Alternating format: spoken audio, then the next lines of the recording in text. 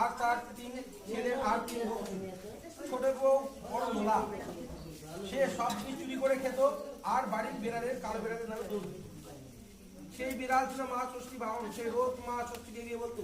কিছুদিন পর ছোট বউ 10 মাস একটা চাঁদে বাবু ছেলে হলো। রাত্রে কোলে ছোট বউ করে নিয়ে শুয়েছিল আর সকালবেলা উঠে তাকে ছেড়ে না। তখনই সকালে চারিদিকে খুঁজলো কিন্তু কোথাও ছেলে পাওয়া গেল না। এমনি করে ছোট বউয়ের 7 ছেলে হলো এবং 1 মেয়ে হলো, কিন্তু সবাইকে খুঁজে পাওয়া গেল না। সবাই ছোট বউকে রাক্ষসী বলতে লাগলো। ছোট বউ তখন তাই শুনে মনে এবং ঘৃণা করে মনে চলে গেল। বনে বসে ছোট বউ খুব কাঁদছে। এইদিকে মা দয়া করে